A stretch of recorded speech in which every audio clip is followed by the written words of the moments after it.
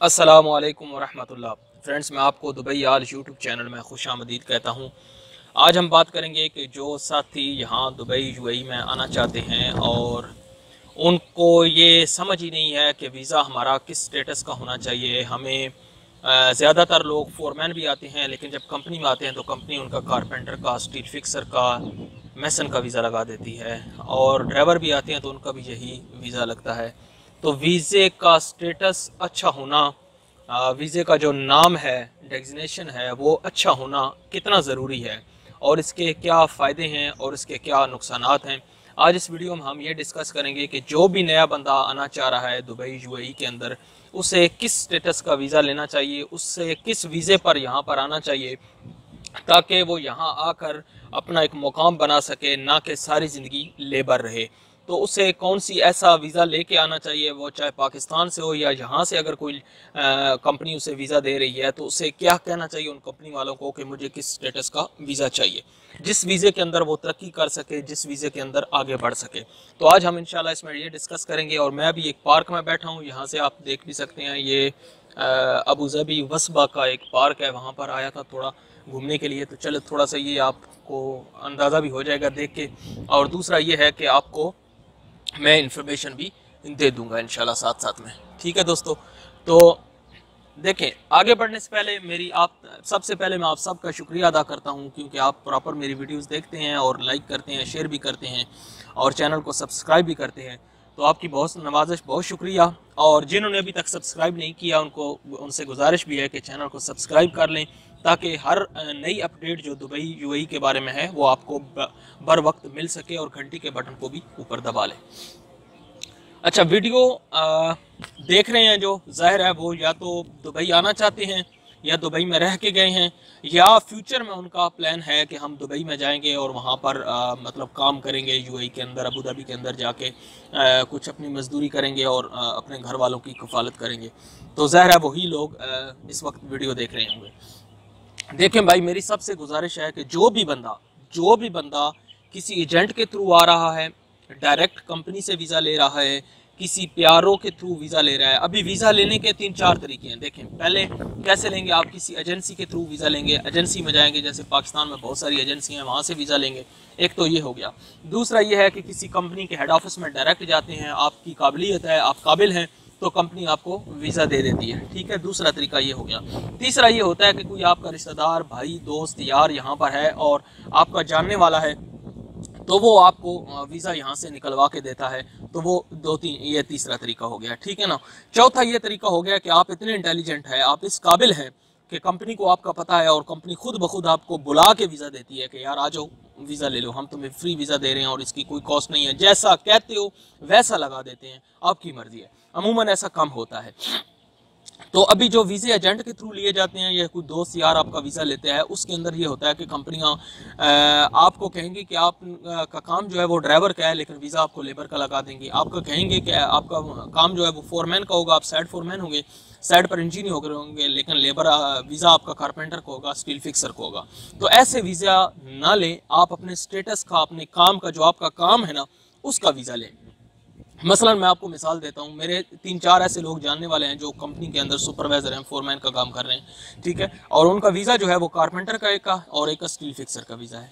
Salary वो 6-7 हज़ार दिरहम ले रहे हैं, यानी फोरमैन की सैलरी ले रहे हैं, लेकिन वीज़ा जो है उनका जो है वो कारपेंटर और स्टील फिक्सर।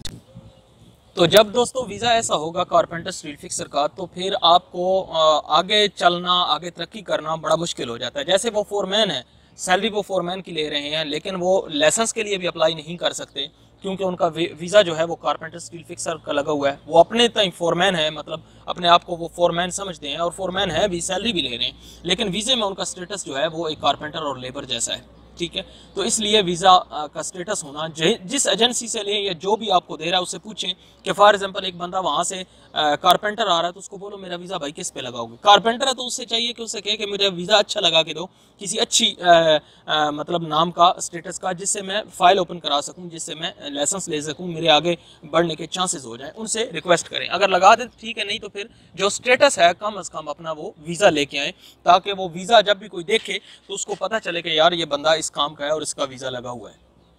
ठीक है। और दूसरा ये इसका होता है कि नुकसान इसका ये है कि जब आप मतलब देखें अभी फोरमैन है और काम फोरमैनी का कर रहा है लेकिन वीज़ा लेबर का है, तो नुकसान है उसका स्टेटस नहीं है। किसी भी कंपनी दूसरी में ये कैंसिल करके अप्लाई करेगा कि यार मैं फोरमैन हूँ फलां कंपनी में, वो कहेंगे अपना वीज़े का पासपोर्ट की कॉपी लेके हो, और जब वो देखेगा कहेगा भाई किस चीज़ का फोरमैन है तू, तो तेरा वीज़ा लेबर का है। भला वो कहे कि मैं सैलरी इतनी नहीं, सैलरी से कोई फ़र्क नहीं पड़ता, वो वीज़े का जो नाम है ना, स्टेटस है, उससे बहुत फ़र्क पड़ता है, उसकी बहुत वैल्यू है।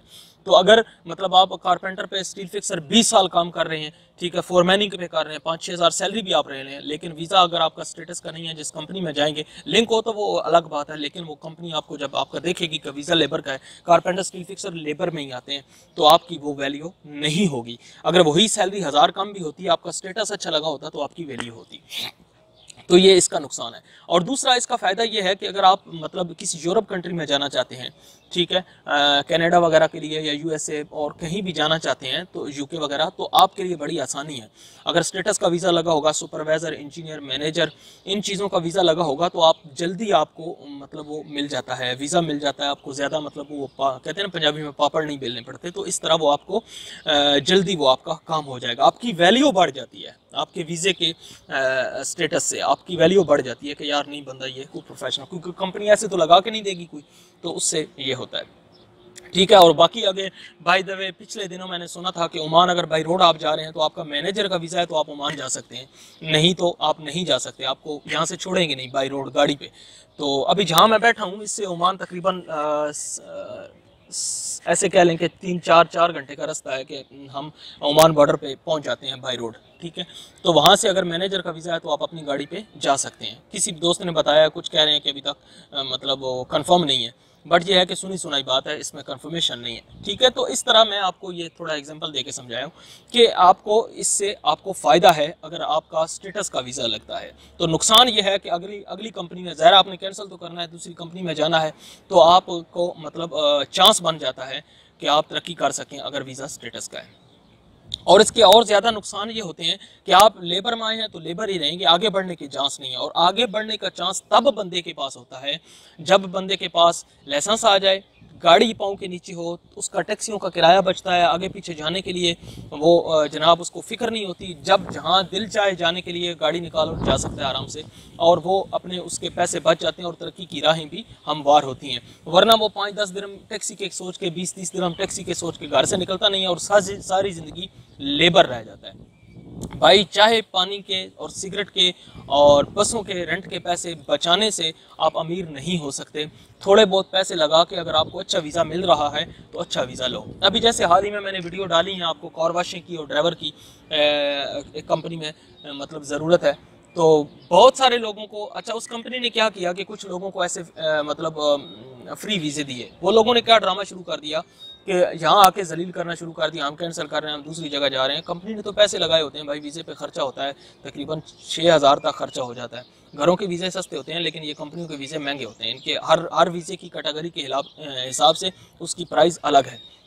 तो उन्होंने तंग करना शुरू कर दिया। तो फिर अभी कंपनी ने क्या किया कि उसी बंदे को वीज़ा दे रहे हैं जो बंदा थोड़े बहुते पैसे दे रहा है, जो सीरियस है काम करने में, वरना बंदे को वीज़ा लगा दें। और एक बंदे का बड़ा मज़ा ये है कि इंडियन था, वो छत पे चढ़ गया, कहता है मैं तो छलांग लगा के मर जाऊंगा अगर मुझे कैंसिल नहीं करते, तो मजबूरी बन गई कंपनी को कैंसिल करनी। तो ऐसे बंदे जो पैसे लगा के आएंगे तो उन्हें एहसास भी होगा कि यार हमारी जिम्मेदारी, हम पैसे दे के आए हैं, तो फिर वो कोशिश करते हैं, टिके रहते हैं, अदरवाइज़ बंदे तंग करते हैं। तो ये है दोस्तों कि आप अच्छे स्टेटस का वीज़ा लें ताकि आप आगे बढ़ सकें।